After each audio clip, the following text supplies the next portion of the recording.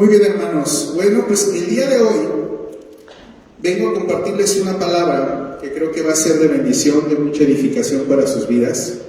Y primeramente quiero platicarles un poquito, que la semana pasada tuvimos, la pastora y yo, una actividad. Nos hicieron una invitación a una cumbre global de liderazgo, a la cual desde el año pasado nos habían invitado, no participamos el año pasado. Este año decidimos asistir porque nos llegó por dos lados diferentes. Por un lado, en la Asociación de Empresarios Cristianos nos hicieron la invitación. Por otro lado, los pastores amigos cercanos a nosotros nos dijeron: tienen que ir, no se lo pierdan, va a estar muy bueno. Y tienen varios años ellos ya asistiendo, y asisten con su grupo de líderes de la iglesia. Entonces, pues el Señor nos habló de diferentes lados y dijimos: ¿saben? Vamos a participar en este evento. Y la verdad es que fue un evento de mucha edificación y de mucha bendición. Quisiera que lo tomaran en cuenta, al menos para el próximo año. Vamos a hacer la invitación principalmente pues a todos los líderes de los diferentes ministerios y de la iglesia a que vayan y participen en este congreso, en esta cumbre. Y a todos los miembros de la iglesia que quieran ir, créanme que sería de mucha bendición. Es un evento que se hace físicamente en Estados Unidos. Meten en un estadio, más de 75,000 personas que van a escuchar temas de liderazgo, pero con un fundamento bíblico. Es decir, no es un evento que hable de liderazgo desde el ego, que eso era algo como que nos tenía como con pincitas el vamos o no vamos, porque muchas veces cuando empiezan a hablar de liderazgo lo hacen desde una parte no bíblica y lo hacen desde una parte de inflarnos a nosotros como el ego, ¿no?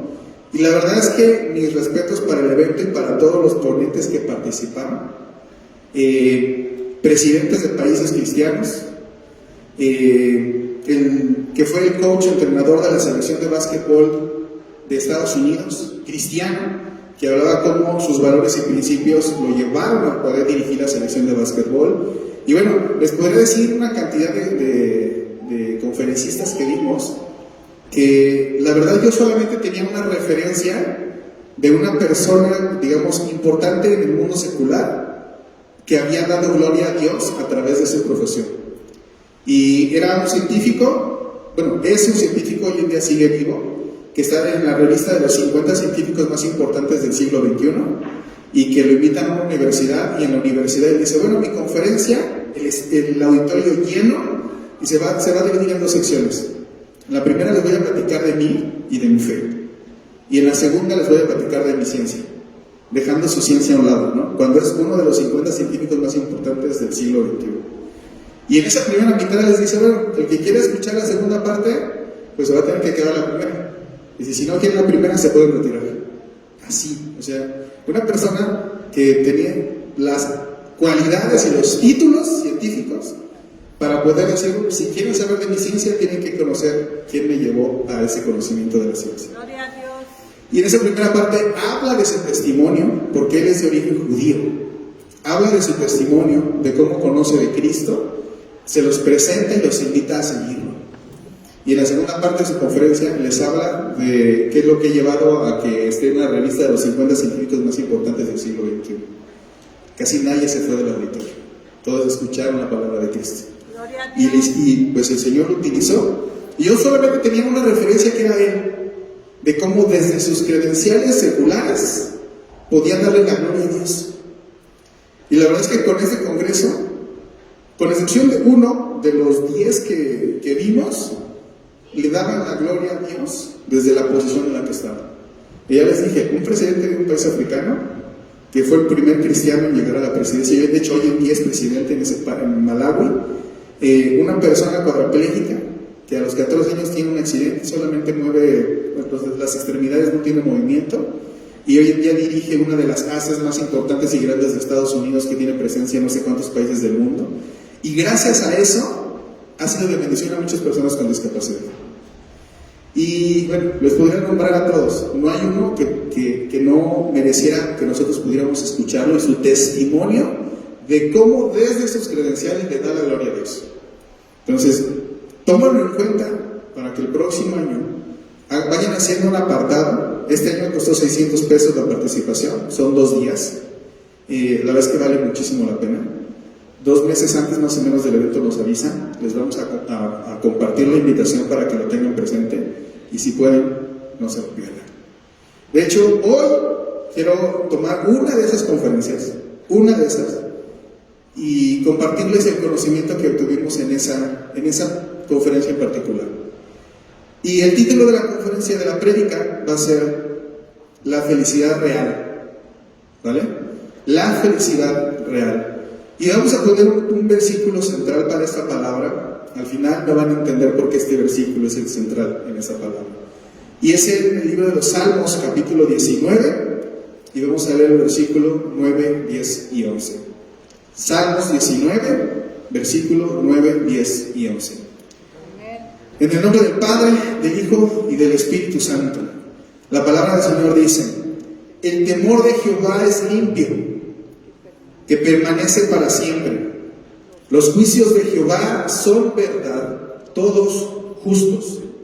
Deseables son más que el oro, y más que mucho oro afinado, y dulces más que miel, y que la que destila del panal. Tu siervo es además amonestado con ellos. En guardarlos hay grande galardón. Gloria a Dios, hermanos. Déjenme hacer la introducción y presentar un poco a este científico, porque es un científico cristiano que me llamó mucho la atención la manera en que se presenta. Se los quiero presentar hoy porque la gran mayoría del contenido científico que les voy a compartir el día de hoy es por sus años de estudio.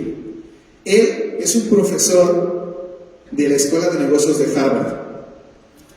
Cuando lo invitan a muchos lados a nivel del mundo, él regularmente se presenta diciendo pues esa credencial. Académicamente, no cualquiera llega primeramente a estudiar en Harvard y después no llega a ser profesor de Harvard.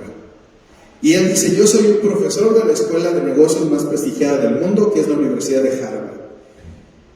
Tengo inscritos en mi materia, la que yo comparto, a 180 alumnos. En un ciclo solamente puedo compartirles a 180 alumnos. Y hay una lista de espera de más de 400 personas que quieren entrar a mi clase y no pueden. Es decir, es la optativa en Harvard más demandada de la universidad. Y cuando escuchan esas credenciales, las personas que lo empiezan a escuchar, dicen, lo primero que viene a su mente es, ya sé, marketing, finanzas, administración, alguna materia como esas es la que imparte. Y curiosamente dice, no, pero su testimonio dice, cuando les digo la materia que imparto, no me lo creen. Y él dice, la materia que yo imparto es la materia de felicidad. Entonces quiere decir, ¿cómo? En Harvard, Escuela de Negocios, y la materia que imparte es felicidad. Sí. Profesor de Harvard, cristiano, que en la universidad más prestigiada de negocios, les enseña a la gente que llega a esa universidad con el perfil que sabemos que puede demandar en habilidades, en conocimiento económico. Muchos son líderes de empresas, muchos son gente de mucho dinero, que podríamos decir, no les falta nada. Están en Harvard estudiando una carrera o un posgrado, tienen la capacidad económica para estar en Estados Unidos, para estar pagando las colegiaturas, y lo buscan porque quieren que les enseñen sobre la felicidad. Parece paradójico, ¿no? Pero muchas veces eso es lo que terminamos haciendo los cristianos, enseñándole a las personas que no importa lo que tengamos alrededor, la felicidad se puede alcanzar de una manera que la gente no sabe, que el mundo no conoce. Y eso es parte de lo que él hace en esta universidad. Es curioso que la gente con este perfil que llega a esta universidad quiera saber qué es la felicidad, quiera encontrar la manera de ser feliz y de hacer más feliz su mundo, porque es parte de lo que hace que estas personas quieran entrar a esa materia y que tenga esa altísima demanda. 400 en lista de espera y solamente 180 por ciclo pueden atender a su clase. E incluso a manera de broma dice que existe un link de Zoom pirata que creen que él no sabe, pero que hay como 150 inscritos en el link, entonces sí sabe que está el link y que lo va siguiendo, ¿no? Ahora, hermanos, esto nos lleva a cuestionarnos algo. La gente quiere ser feliz. Sin importar que tenga mucho dinero, la gente quiere ser feliz. Sin importar que no tengamos, la gente quiere ser feliz. Y en donde quiera que estemos, queremos buscar ser felices. No sé ustedes, a mí es algo que sí me lleva a yo poder ser más feliz y poder hacer mi mundo más feliz. Y este doctor que se llama Arthur Brooks, lo pueden buscar si gustan en internet, tiene pláticas y conferencias y mucha información alrededor de él. Es una persona que se ha especializado en la ciencia de la felicidad, en las ciencias de la felicidad. Pero curiosamente, cuando él comparte sus clases, no puede dejar afuera a Dios en la ecuación. No lo puede dejar. Porque si estamos hablando de la felicidad, termina hablándoles de Dios.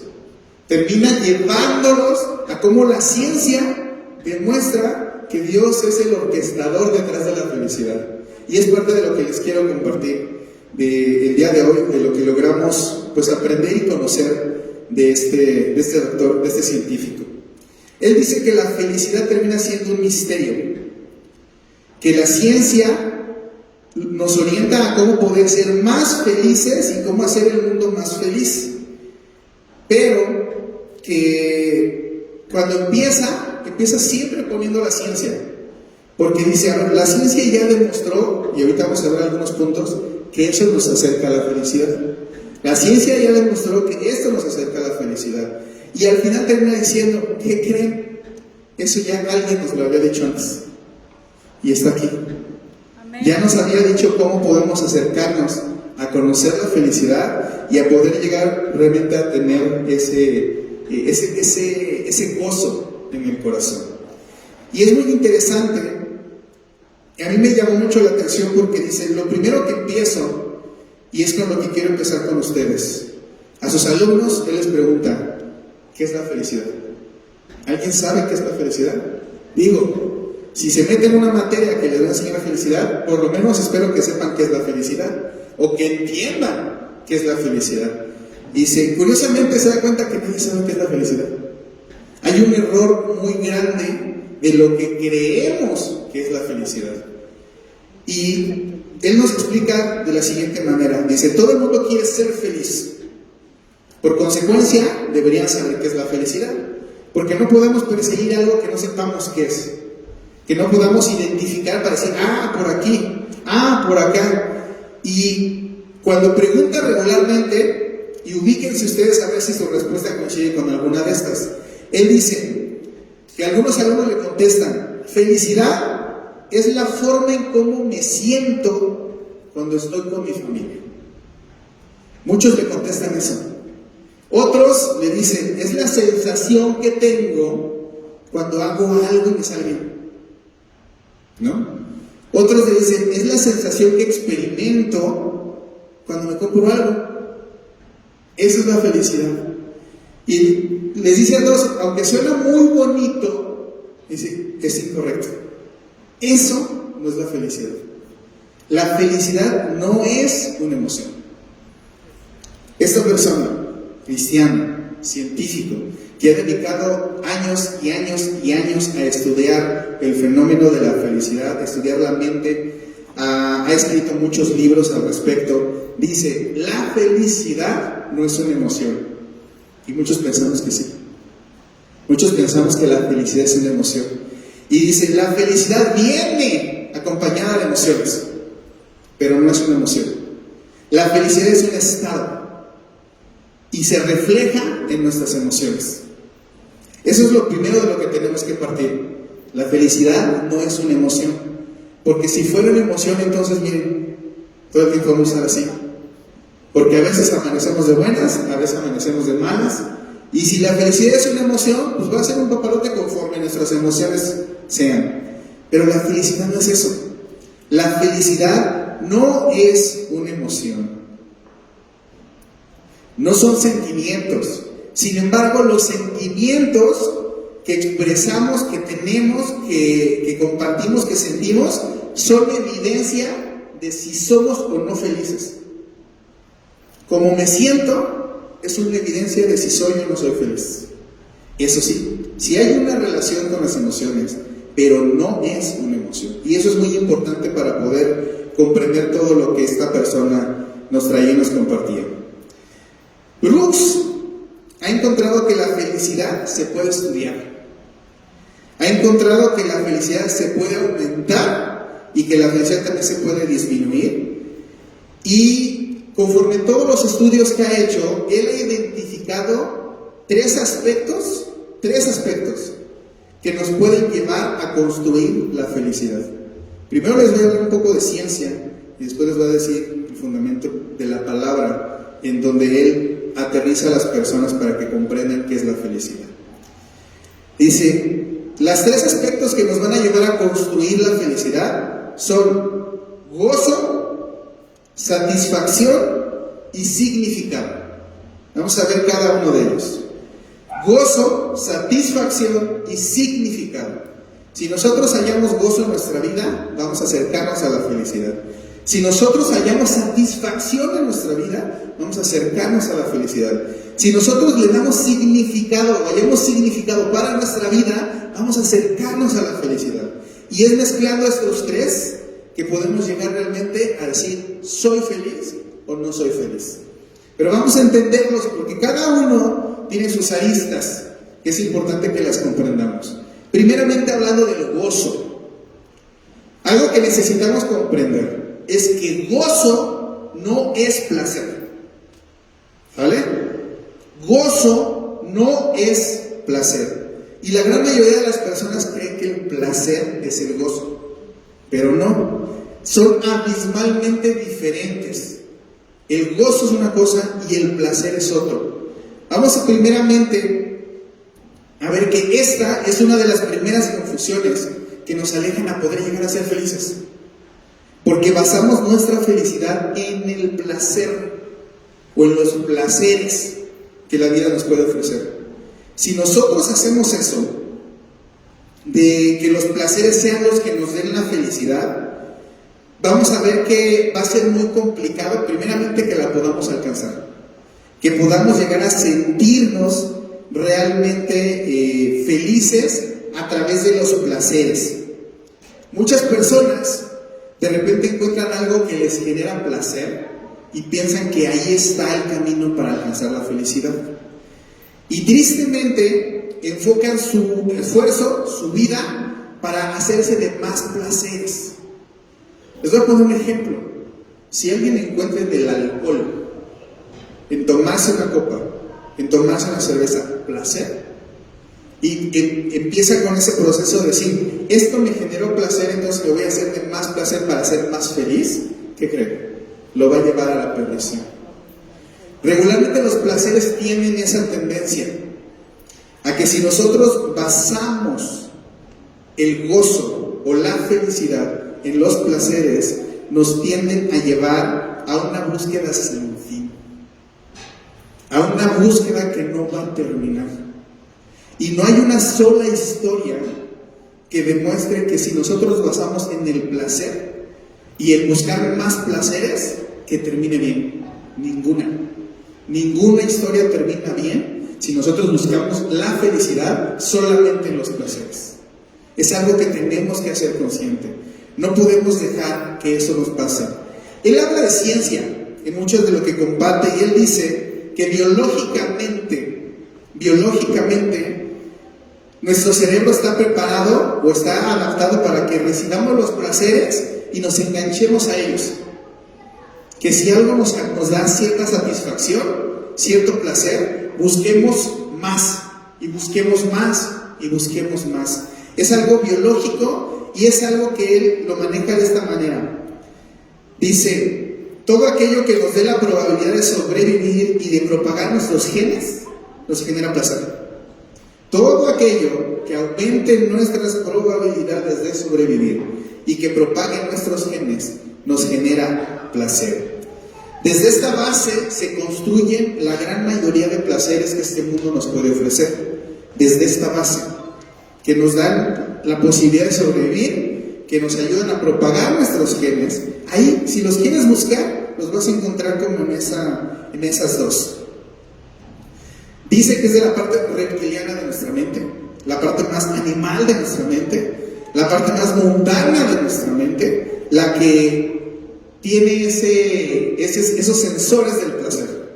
Esa parte no dice que sea nuestra mente más racional, no dice que no sea nuestra espiritualidad, es nuestra mente más mundana la que nos hace apreciar los placeres y querer buscar más y más y más y más placeres y empezar esa carrera en buscar la felicidad a través de los placeres.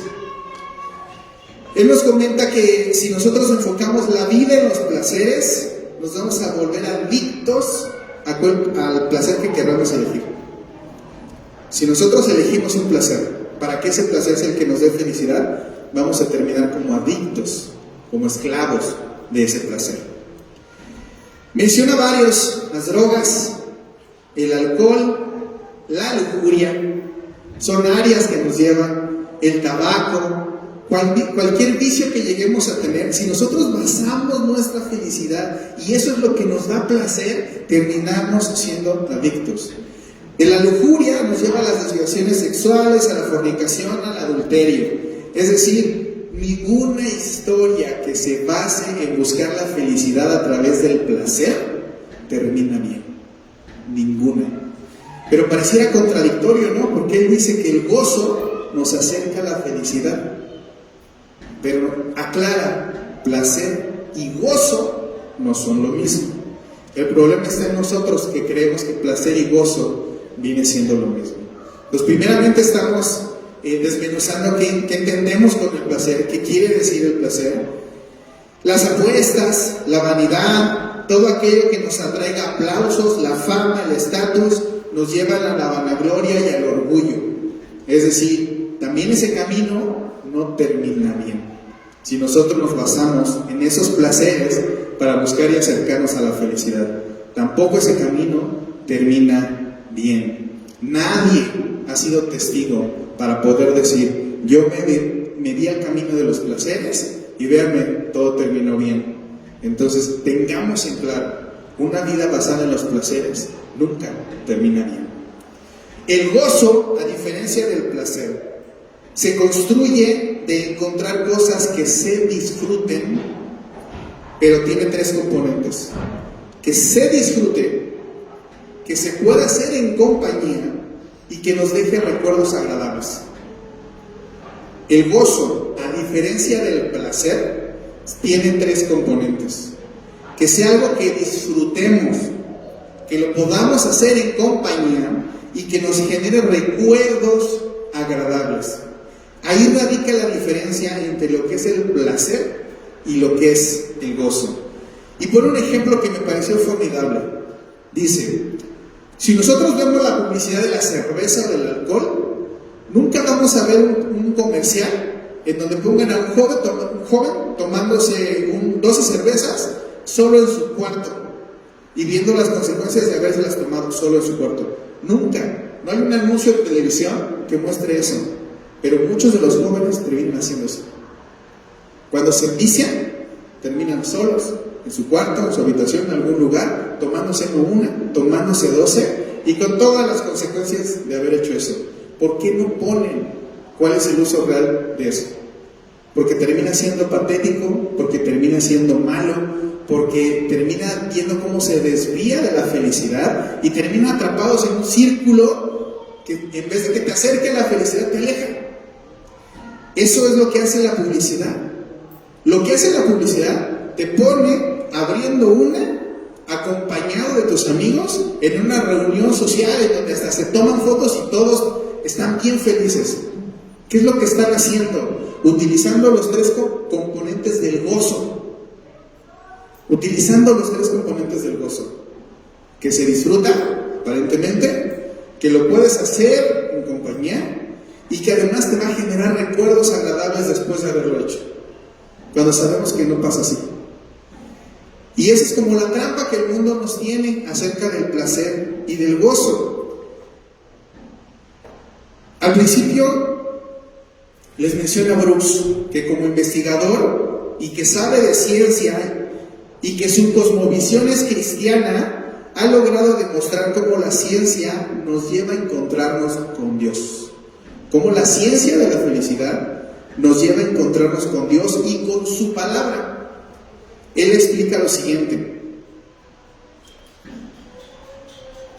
Si podemos con su Biblia, acompáñenme, vamos a leer dos pasajes. Primeramente vamos a Primera de Juan, capítulo 2.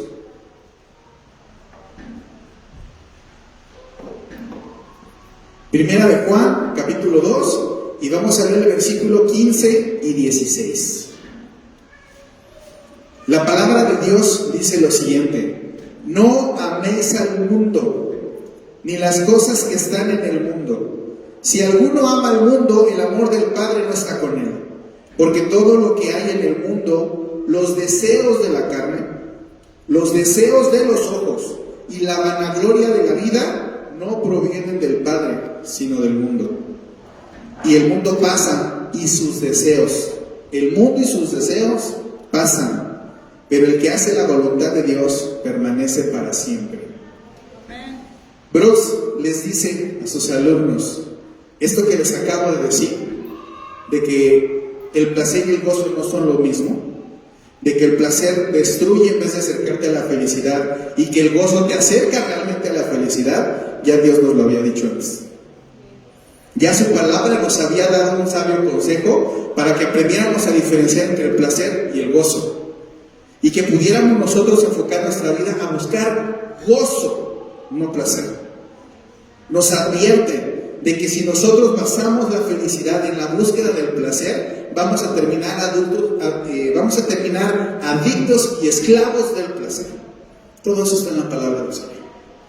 Todo eso ya el Señor lo puso en su palabra. Ya nos lo había dicho antes. El segundo pasaje, Colosenses capítulo 3, versículos 5 y 6. Colosenses capítulo 3, versículos 5 y 6. El Señor dice: haced morir, pues, lo terrenal en vosotros. Haced morir, pues, lo terrenal en vosotros. Fornicación, impurezas, pasiones desordenadas, malos deseos, avaricia, que es idolatría. Cosas por las cuales la ira de Dios viene sobre los hijos de desobediencia. El Señor ya nos lo había advertido. En su palabra tenemos ese consejo.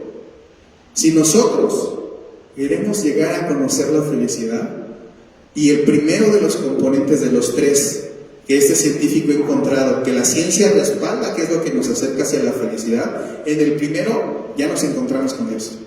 En el primero ya nos encontramos en que su consejo vale oro, en que su consejo ya nos advertía desde antes poder diferenciar entre el gozo y el placer.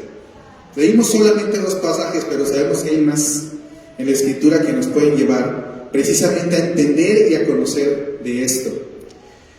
Encontramos la advertencia de no buscar la felicidad a través de los placeres ni de lo terrenal. Les voy a leer varias referencias, no es necesario que las busquen, si quieren anotarlas y después las pueden consultar. La Biblia dice que el gozo es un sentimiento que proviene del Espíritu de Dios. La Biblia nos dice que el gozo es un sentimiento que proviene del Espíritu de Dios. Lo encuentran en Gálatas 5, 22 y 23, los frutos del Espíritu.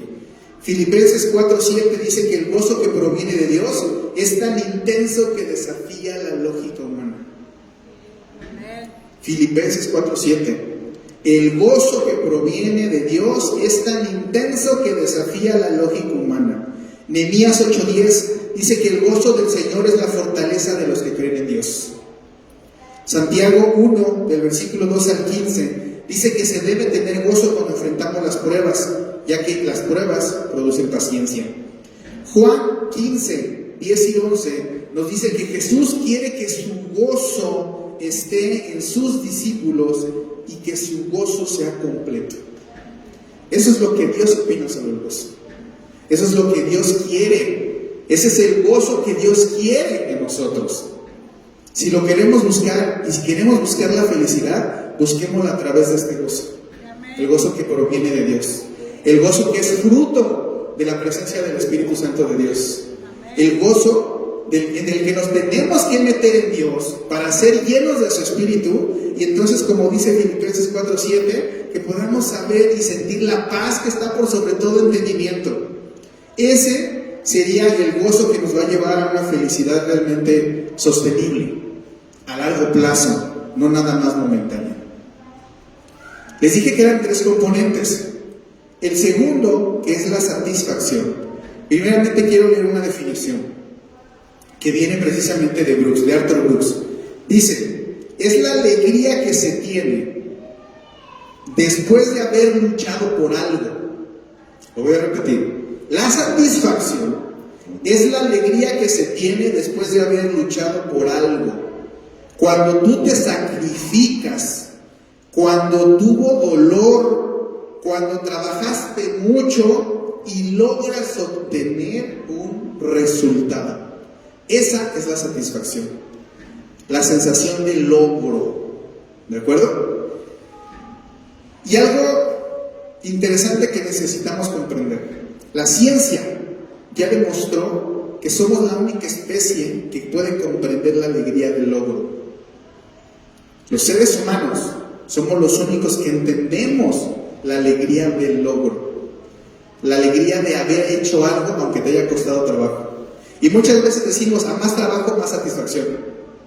Si nos cuesta mucho más trabajo y lo logramos y lo vencemos, ya sea un niño que está aprendiendo a amarrarse las agujetas y que le cuesta trabajo, y el día que las hace los ven como brincan de felicidad y van y nos la presumen, así como nosotros de grandes, algo que hacemos, que estamos construyendo nuestra casa, que estamos haciendo un trabajo, que estamos haciendo algo, que estamos buscando un carro, que estamos buscando algo que nos cuesta trabajo. Cuando lo obtenemos, esa sensación que tenemos de logro es la satisfacción. Vamos haciendo el recuento: gozo y satisfacción. Los 2 primeros nos acercan a poder ser felices. El problema detrás de la satisfacción está en que creemos que va a durar para siempre. Ahí está el problema detrás de la satisfacción. Creemos que va a durar para siempre. Y aunque lo experimentamos una y otra vez, porque logramos muchas cosas conforme vamos viviendo, creemos que va a durar para siempre. Y la verdad es que no. La satisfacción es momentánea. La satisfacción tiende a ser temporal. No hay una satisfacción que nos dure toda la vida. No hay ninguna que nos dure toda la vida. Pon el ejemplo de comprarnos un coche. La idea de que nos compremos un coche muchas veces va motivada porque lo necesitamos o porque lo queremos, ¿no? Es algo que decimos: bueno, me lo merezco, lo voy a buscar, voy a comprar un carro, lo voy a tener, mi familia lo necesita. Es decir, nos contamos tantas historias para creer que es algo que se necesita, y muchas veces sí lo necesitamos, muchas veces sí es una necesidad, pero el problema es de que decimos: cuando tenga un carro, voy a ser el hombre o la mujer más feliz del mundo. Y nos esforzamos, le ahorramos, vamos a no sé cuántas agencias, pedimos crédito aquí, acá y acá para poder irlo pagando. De repente en una nos lo dan, ya salimos de la agencia con las llaves del carro, nos subimos y en ese momento hay satisfacción, ¿no? Salgo con mi carro de la agencia, o si fue de reuso de segunda mano, pero lo prendes y ese momento se llama felicidad, ¿no? Satisfacción, lo logré. Después de no sé cuántos años de ahorro, después de no sé cuánto esfuerzo, lo tengo, ahora es mío. Pero pasan 2 meses y pasa a ser un carro, ¿no? Que no nos da más satisfacción más que pues ya usarlo. Y ahora necesita gasolina, y ahora necesita servicios, ahora necesita mantenimiento, y después el cambio de las llantas, y después el aceite, y empieza a veces hasta hacer una carga, ¿no? Pero nosotros en su momento creemos que nos va a dar la satisfacción, que nos va a hacer felices, y no estamos conscientes de que la satisfacción es temporal, solamente es momentánea. No va a haber algo que nos haga tener una satisfacción tan duradera. Y lo trágico es que Pues aplica a muchas cosas, hermanos. Aplica a que compremos una casa. Aplica a que juntemos un dinero, a que nos vayamos de vacaciones. Implica al matrimonio. No se lo digan a los jóvenes. Porque muchas veces decimos, sí, ya cuando el amor de mi vida me le declare, me diga que sí, me case, voy a ser feliz para toda la vida. Pero aún esa satisfacción es momentánea. Aún esa satisfacción es momentánea, ¿vale? Y aplica a muchas cosas en nuestras vidas. La satisfacción solamente es momentánea. Y pues hay quienes hacen las cosas creyendo que esa satisfacción les va a dar la felicidad. Ponemos en las cosas materiales y en nuestros logros la felicidad, nuestra felicidad. Y tristemente no es así, porque solamente van a ser llamaradas, van a ser momentáneos, van a ser cortitos tiempos en que vamos a andar bien contentos, bien felices, saltando, hasta presumiendo a lo mejor las cosas que tengamos, pero pasan las semanas, pasa el tiempo y otra vez volvemos al punto en el que estábamos. La satisfacción en las cosas no dura. A veces con los niños nosotros nos damos cuenta que tenemos ciertas conductas que hacemos que pasen los niños para que puedan disfrutar las cosas. Queremos alargar esa sensación, esa necesidad del placer momentáneo y que disfruten las cosas. Con los niños lo podemos ver, por ejemplo, cuando pues ya estamos preparando para la comida. Los niños faltan 2 horas para que comamos, pero ya tienen hambre y le decimos, no, espérate, es que no puedo comer esto, no, espérate. Sabemos que le va a dar hambre, ¿no? Pero cuando se siente la va a disfrutar, pero cuando se siente se la va a acabar. Y muchas veces esas pequeñas cosas que hacemos, pues vamos entrenando a nuestros hijos a que aguanten un poquito la sensación de la necesidad en el momento para un bien mayor. Para que al momento de que se sienten, la disfruten, se la coman, la terminen, ¿no? Vayan organizando sus periodos de hambre, todo eso. Y eso lo tendremos que aplicar a todas las áreas de nuestra vida. Nosotros tendremos que ver que la satisfacción momentánea es peligrosa, pero que una satisfacción que es prolongada, que es a largo plazo, en la que nos tenemos que esforzar y tenemos que alcanzar, es más sana y es más saludable. Y aún así va a ser temporal. Aún así va a ser temporal esa satisfacción. Esta parte, lo que pasa en nuestra mente, nuevamente vuelve a tender a la parte primitiva de nuestra mente. A esa parte animal, a esa parte mundana, la parte reptiliana, como la mencionan los psicólogos, es la parte más animal de nuestra mente, que actúa más de manera instintiva que una racional y una espiritual. Es por eso que nos jala, nos lleva a nuestra carne a poder hacer y tener este tipo de comportamientos. Esta nos hace creer que siempre necesitamos tener y tener y tener y tener y tener más. Si nosotros confiamos en que la satisfacción nos va a dar la felicidad por sí misma, nos va a meter en una carrera sin fin de la que tampoco nunca vamos a terminar. Porque siempre va a haber alguien que tenga más dinero. Siempre va a haber alguien que cambie su coche más veces al año que tú. Siempre va a haber alguien que tenga una casa más grande. Siempre va a haber alguien que sus hijos se comporten mejor que los nuestros, ¿no? Siempre va a haber alguien que tenga más, o que vaya caminando aparentemente más rápido que tú. Y eso nos va a volver otra vez a bajar esa emoción, si la queremos solamente basar en las emociones.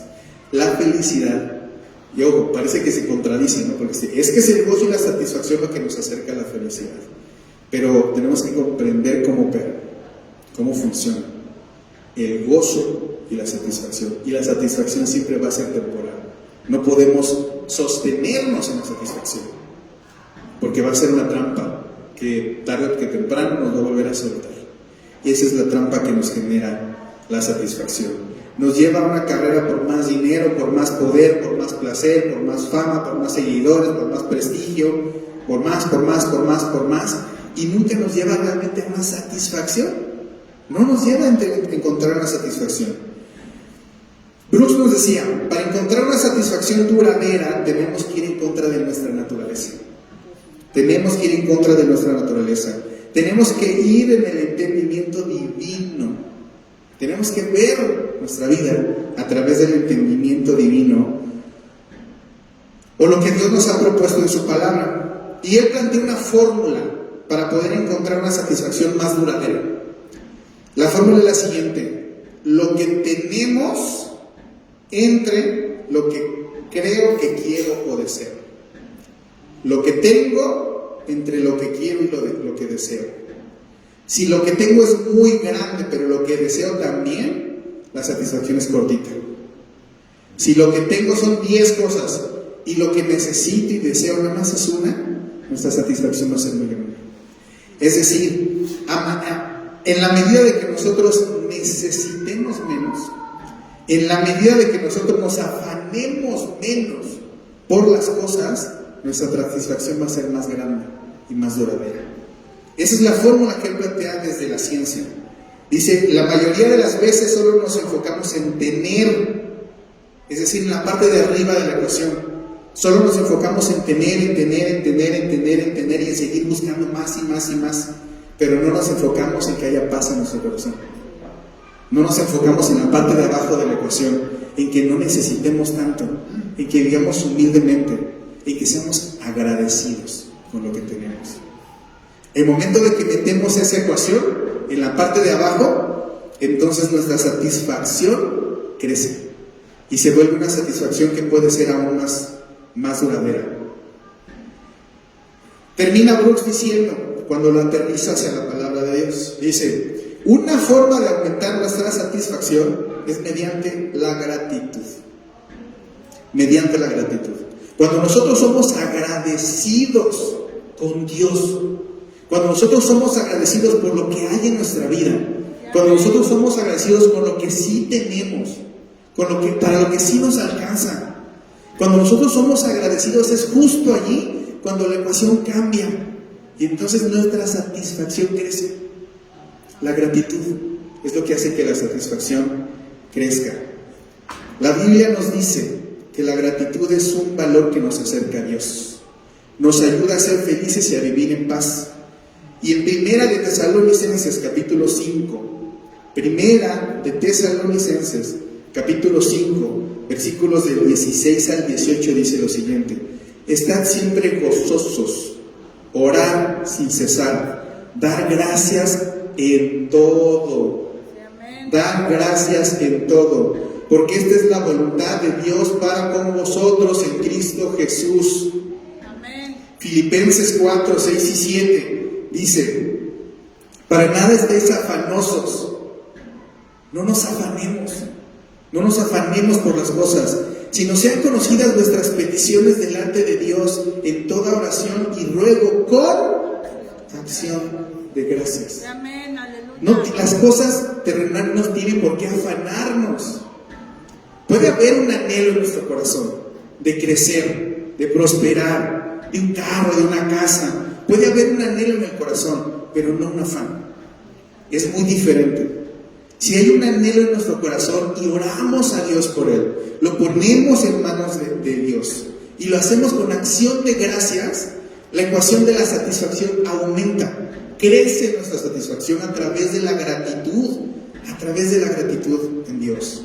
Y el siguiente dice: y la paz de Dios, que sobrepasa todo entendimiento, guardará vuestros corazones y vuestros pensamientos en Cristo Jesús. Amén. Nuevamente tenemos que meternos a la búsqueda de Cristo Jesús en nuestras vidas. El segundo de los componentes que la ciencia y el estudio de la mente alrededor de la felicidad les dice al mundo que es la manera en que se puede conseguir felicidad, nos vuelve a traer otra vez a la palabra de Dios. Nos vuelve a decir: ya el Señor nos lo había dicho antes. Ya había un sabio consejo de su parte en donde busquemos que nuestra vida se base a través de la gratitud. A través de la gratitud. Primeramente el gozo y después la gratitud. Y vamos por el tercero, que es el significado. Dice: este componente de la felicidad es el más complejo de los tres, el significado. Lo podemos ver en que podemos vivir mucho tiempo sin gozo Podemos vivir mucho tiempo sin satisfacción en la vida y podemos aguantar y soportar eso. A veces el gozo, podemos vivir una vida triste, ¿no? Melancólica, sin tanto gozo, sin tanta satisfacción en la vida, y aún así cierta motivación nos sigue sacando adelante.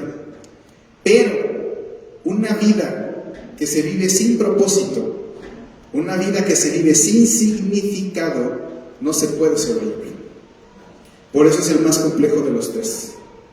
Porque a lo mejor el gozo lo podemos satisfacer de algunas otras maneras y a veces los placeres nos acercan un poco a eso. A lo mejor la satisfacción la podemos ir tomando gradualmente con ciertas cosas, con ciertos logros, con ciertos pasitos que vamos dando a la vida y ahí nos vamos sobrellevando la vida. Pero una vida sin significado, una vida sin propósito, no es posible poder llevarla.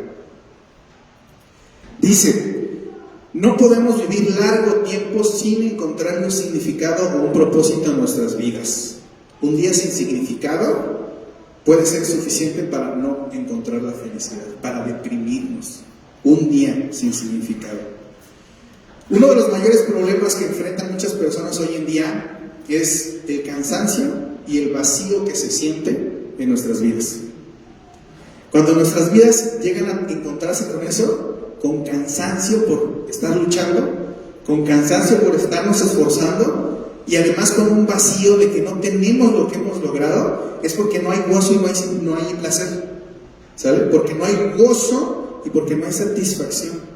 Y ese es uno de los grandes males de nuestra actualidad. Hay mucha gente que vive cansada, hay mucha gente que vive con un vacío, que no sienten que nada los llena, que nada los satisface.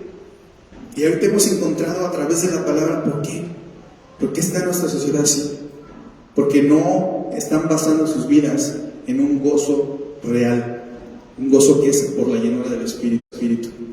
Porque no estamos basando nuestras vidas en la satisfacción que nos da el ser agradecidos con Dios.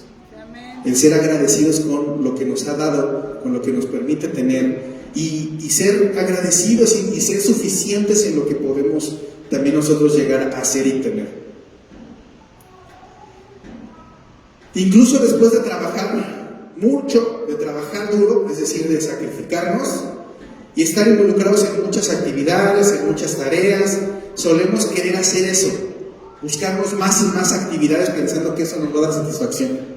Buscamos involucrarnos en más y más tareas pensando que eso nos va a dar una sensación de logro. Pero no, eso solamente nos va a llevar a cansarnos más y a sentir un vacío, porque si en muchas áreas no alcanzamos metas, pues el vacío crece todavía más. Nos lleva a veces cuando obtenemos bienes, riquezas, fama, que son los placeres del mundo, pues eso también pasa a ser solamente temporal, porque nuestra vida no tiene una dirección clara. Gozo y satisfacción sin una dirección clara en nuestra vida deja de ser importante, deja de ser un cimiento para que realmente podamos alcanzar la felicidad. Brooks decía que él planteaba dos preguntas para poder acercar a las personas a que comprendan cómo pueden buscar el propósito en sus vidas. Él decía, háganse dos preguntas. La primera es, ¿por qué estoy vivo? ¿Para qué estoy vivo? ¿Para qué vivo? ¿Qué propósito tiene mi vida? Cuestiónenselo. Y la segunda, encuentren una cosa por la cual ustedes estarían gustosos o gozosos de sacrificarse, de trabajar, de esforzarse. Algo que digan ustedes, vale la pena el esfuerzo. Encuentren eso. Y cuando lo empiecen a hacer, van a poder ver que ese sacrificio se convierte en satisfacción, porque van a encontrar un propósito para esforzarse, algo que valga la pena. Y profundice un poco más. Dice, si no logramos dar respuesta a estas dos preguntas, estamos en medio de una crisis de identidad, una crisis de propósito, que nos va a imposibilitar encontrar lo que nos haga felices de una manera sostenible y duradera. Y quiero llevarnos a dos pasajes. Isaías 43 Libro de Isaías 43, versículo 7, en donde dice: todos los llamados de mi nombre, para gloria mía los he creado, los formé y los hice. ¿Por qué cito este pasaje, hermanos? Allá afuera hay una creencia de que el propósito de la vida del hombre es buscar la felicidad. Y eso es lo que se nos dice a nuestros hijos, eso es lo que se le dice a nuestros jóvenes, y eso es lo que se nos dice en general a toda la sociedad. Vive, la vida es una, ¿no? Solamente hay una vida, disfrútala, busca la felicidad. Tristemente se van por los placeres, no por el gozo, ¿no? Buscan la satisfacción en logros que son temporales, momentáneos, que nunca van a dar realmente una satisfacción. Y entonces es cuando nosotros tenemos que regresar otra vez a la palabra. Si nosotros, que somos personas de fe, creemos que Dios nos creó, y Dios nos creó con un propósito, y el Señor nos ha dicho en su palabra para qué nos creó. Isaías aquí nos da un ejemplo: todos los llamados de mi nombre, para gloria mía los he creado. Para gloria mía los he creado, los formé y los hice. En Efesios capítulo 1, versículos del 4 al 6 dice lo siguiente: según nos escogió en Él antes de la fundación del mundo, para que fuésemos santos y sin mancha delante de Él, en amor habiéndonos predestinado para ser adoptados hijos suyos en medio de Jesucristo, según el puro afecto de su voluntad. Y aquí viene la clave: para alabanza de la gloria de su gracia. Por eso nos escogió, para que alabemos su nombre, para que lo glorifiquemos a través de nuestras vidas, para que lo que hagamos y lo que nos esforcemos le dé la gloria a Dios. Para eso nos creó, con la cual nos hizo aceptos en el amado. Hermano, si esa primera pregunta resonó en tu mente de por qué estoy vivo, de con qué propósito tengo vida, ya el Señor te lo acaba de decir. Él te escogió porque te ama, porque te hace su hijo, y para que le des la gloria, la honra y la alabanza a Él. Ese es el propósito de tu vida. Esa es la razón principal que nosotros tenemos que grabar en nuestro corazón. Yo despierto todos los días porque Dios me sigue dando una oportunidad para glorificarlo. Yo despierto todos los días porque Dios me permite un día más alabarlo. Dios me despierta todos los días porque me da la oportunidad de que con mi vida, con mi esfuerzo, con mi sacrificio, con todo lo que yo haga, pueda agrandar el concepto que Dios en la mente de todos los demás. Ese es el propósito de la vida. Sin embargo, nos falta la segunda pregunta. La segunda pregunta es: encuentra algo por lo cual tú te sacrificarías con gusto. Búscalo. Y eso, en las palabras de Dios, se llama ministerio. Cuando tú lo encuentres, vas a poder ver para qué Dios te quiere usar, en dónde Dios quiere que tu esfuerzo se enfoque, en dónde tu vida le va a dar significado y en dónde tu esfuerzo va a dar la gloria a Dios. Contestando esas dos preguntas, nosotros podemos entender con una raíz bien profunda para qué Dios nos mantiene vivos, por qué Dios nos permite pasar por pruebas, para qué Dios nos está preparando, en dónde puedo yo darle la gloria a Dios. Si ya entendí que sigo vivo por su gracia, que estoy en donde estoy por su misericordia, para darle la gloria y alabarlo, solo me falta entender en qué. ¿En qué? ¿Con los huérfanos? ¿Con las viudas? ¿Con los enfermos? ¿Con los niños como maestro? ¿Con los jóvenes? ¿Predicando la palabra? ¿Alabando? ¿En qué? Hay tantas áreas de la vida en las que nosotros podemos poner en práctica nuestra vida, nuestro esfuerzo, nuestro trabajo para darle la gloria a Dios.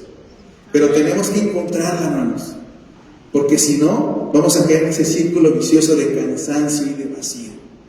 Vamos a vivir la vida cansados y vacíos, no con propósito. Y Dios no nos quiere así. Dios nos quiere con una felicidad que sea real. Dios nos quiere con un gozo que sea completo. Dios nos quiere con una satisfacción que sea a largo plazo. Dios quiere que vivamos una vida con propósito. Y cuando juntamos los tres, realmente nos acercamos a lo que es la felicidad. Dice, no sería nada ni nadie si es que somos fruto del azar, del materialismo. Pero desde el momento en que existe un Dios todopoderoso que no nos necesita para nada, no nos necesita a nadie, pero decide crearnos para glorificar su nombre, nuestras vidas tienen sentido, nuestras vidas tienen significado, nuestras vidas tienen una dignidad y un valor. Tu vida tiene dignidad, tu vida tiene un valor ante los ojos de Dios. Y finalmente termina dando 4 consejos. Él dice, hay 4 hábitos que la gente más feliz tiene y que los llevan a ser felices. 4 hábitos. El primero es que tienen una fe fuerte. El primero, que tienen una fe fuerte. Es decir, que tienen principios que guían su vida y que le dan a su vida trascendencia. Ese es el primero.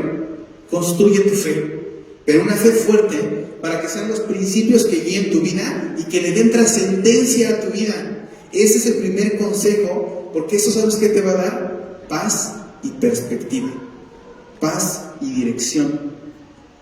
Teniendo paz y dirección, lo demás lo vas poniendo, lo demás se va acomodando. El segundo, hacen lazos familiares fuertes. Tienen lazos familiares fuertes. Dice Brooks de una manera cómica, dice, la familia nosotros no la escogimos. Y muchas veces, si Dios nos diera la oportunidad, ni la escogeríamos, la que nos tocó, ¿no? Dice de manera cómica, no la escogimos. Y si nos diera la oportunidad, a lo mejor la brincamos, ¿no? Next. No son los que tú elegirías muchas veces con tu familia. Sin embargo, piensa en las personas cercanas de tu familia. Si tienes un problema a la 1 de la mañana, levantas el teléfono y les marcas, ¿levantarían el teléfono y te contestarían? Sí. Aunque les caiga mal gordo el tiempo, ¿no? Aunque a lo mejor se la pase hablando de la política, y choquemos con él porque tenemos una afinidad política diferente, ¿no? Porque uno le va a un equipo de fútbol y otro al otro, y aunque terminemos a veces pues no tan conformes, pero en una dificultad, los que son familia y que realmente te aprecian y te aman, son los que levantan el teléfono a las 2 de la mañana. Cuando tú los necesitas, cuando tú los buscas, cuando realmente hace falta ese cobijo, ese apapacho, ese apoyo de la familia. Y entonces, ese es el segundo hábito, construir una fe fuerte, con principios que guíen nuestra vida y trascendencia, formar lazos familiares fuertes, que nos den una identidad de pertenencia. Dice, es un vínculo de valor y de influencia, no los escogemos. Y el tercero, dice, amistades inútiles. Y ojo con la palabra, porque tiene una razón de ser por qué lo dice así. Dice, muchos de nosotros tenemos muchas amistades convenenciales. Amistades que las guardas porque te generan un beneficio. Y así como tú puedes tener una amistad que dice, me conviene seguirlo teniendo cerca porque el día que yo necesite esto, ya sé que con él me puedo acercar. Esa es una amistad convenenciera, déjenme decirles. Y así como tú las tienes y yo las he tenido, así también tú eres la amistad convenenciera de alguien que te tiene por amistad nada más porque le conviene algo de ti, que porque si me enfermo yo sé quién me va a orar por mí, ¿no? Y te mantienen la amistad nada más por eso. Dice, pero las amistades reales son las que se vuelven inútiles, que no las necesitas en tu vida, pero las amas, que no te generan algo de un beneficio específico, pero los quieres, que hay cariño, que hay aprecio. Esos son los amigos inútiles, de los que aunque no te trajeran nada de valor, sigue habiendo cariño, sigue habiendo aprecio. Entonces necesitas hacer una red de amistades inútiles, no convenenciales, reales, de amistades reales, genuinas, en donde aunque no haya un beneficio, sí haya un sabio consejo, sí haya un abrazo, si hay alguien que te tome la llamada, si hay alguien que te acompañe, aunque no haya un beneficio en específico. Por eso dice, hacer una red grande de amistades inútiles. No hay más. Porque las amistades convenencieras, en el momento que te falta el dinero, desaparecen. En el momento que tú no les puedes satisfacer por lo que te tenían ahí guardado, ya no te buscan. Si tú les llamas a las 2 de la mañana, esos no contestan el teléfono. Nomás lo ven ahí, luego veo. Esas son las amistades convenencieras. Y tenemos que hacernos de un grupo de amistades inútiles. Suena raro, ¿no?, la palabra, pero tiene una razón de ser, de por qué le llaman las amistades inútiles. Y el último, el cuarto, tenemos que tener un trabajo de valor. Ojo con lo que estoy diciendo. Dice, creando valor con tu vida que te permita servir a los demás.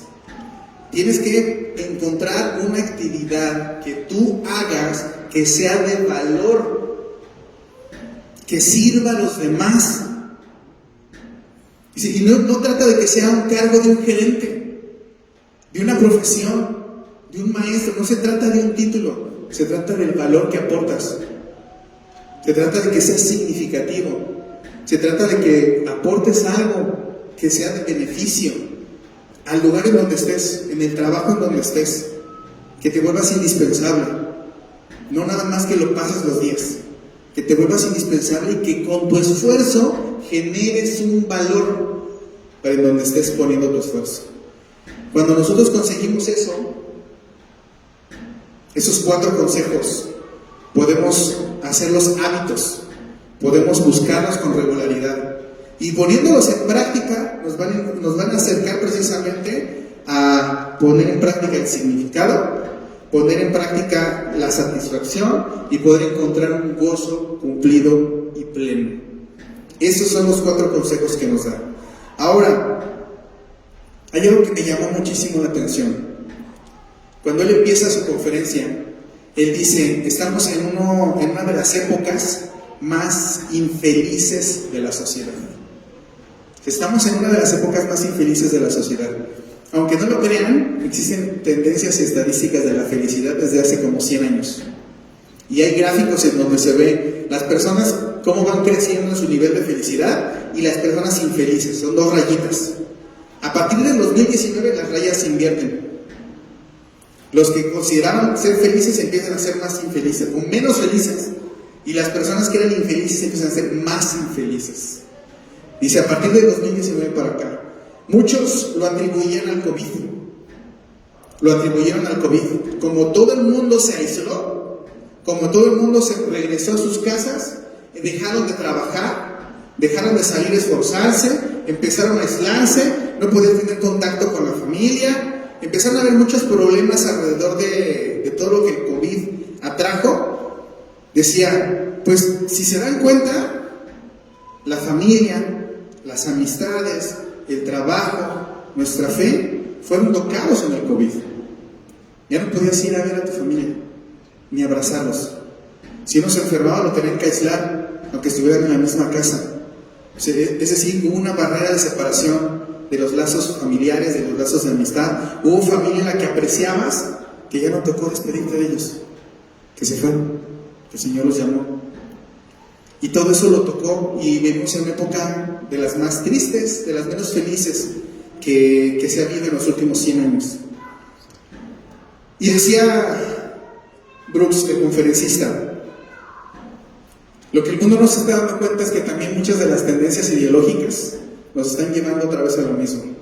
No nos están permitiendo, atacan a la familia ideológicamente, ¿no? Atacan a la identidad ideológicamente, atacan ahora a la juventud con que la felicidad se puede alcanzar a través de los placeres.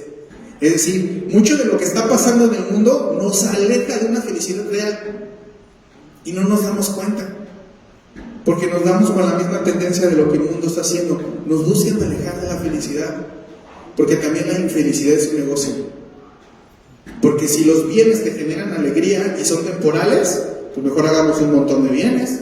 Así te lo vendo y va a ser temporal y al rato quieres otro. Te lo vendo, va a ser temporal y al rato quieres otro. Eso es un negociazo.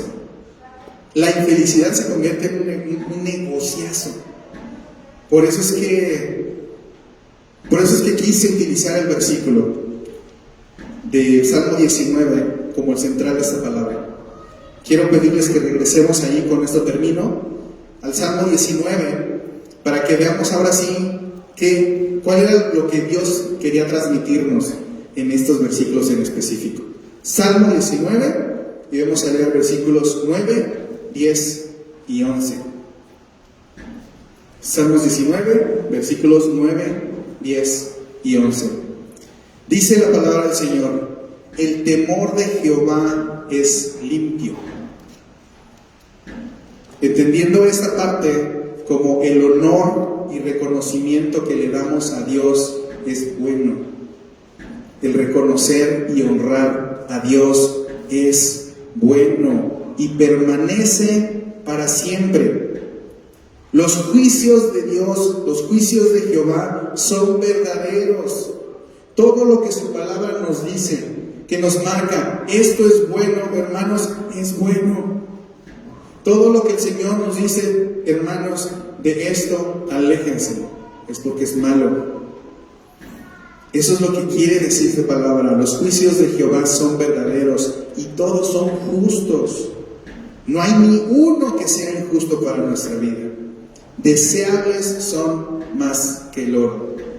Acabamos de ver cómo la ciencia tiene que venir a demostrarnos que la palabra de Dios es real. La ciencia tiene que venir a demostrarnos que estudiando nuestra mente, nuestras actitudes, nuestros comportamientos, lo que Dios ya nos había dicho hace 2000 años era real, era verdad.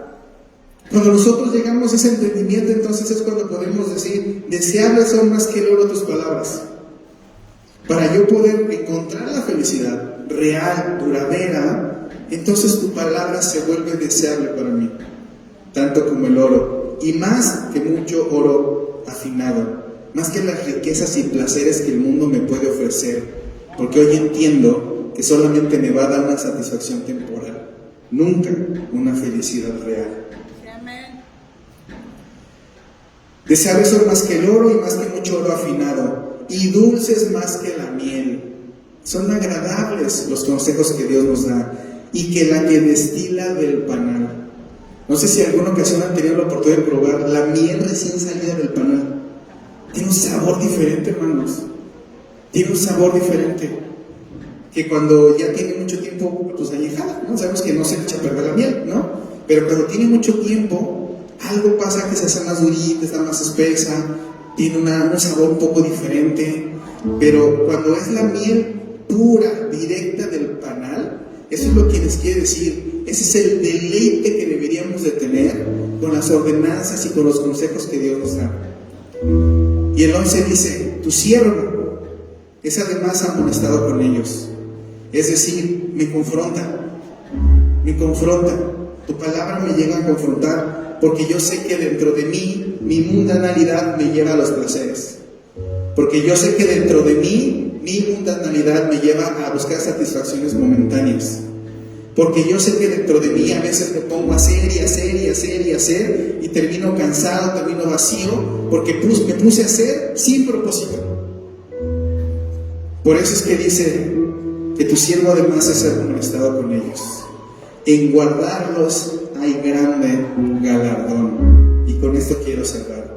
En guardarlos, en guardar sus consejos, en seguir sus pasos, en encontrar sabiduría en sus palabras, en honrarlo y en glorificarlo, hay gran galardón, hay un gran premio. En esta tierra se llama felicidad real, en la otra se llama salvación. Ese es el más grande galardón que tenemos, de poder darle la gloria, la honra a Dios y de poder entregarle nuestras vidas y vivir nuestras vidas conforme a lo que Dios nos enseña, conforme a lo que su palabra trae para nosotros. ¿Queremos una vida feliz aquí, hermanos? Se puede conseguir, pero necesitamos someternos a los juicios y a la voluntad de Dios, a su sabio consejo. Necesitamos eso. Muy bien, hermanos, pongámonos de pie para que podamos cerrar la palabra del día de hoy y vamos a hacerlo con una oración.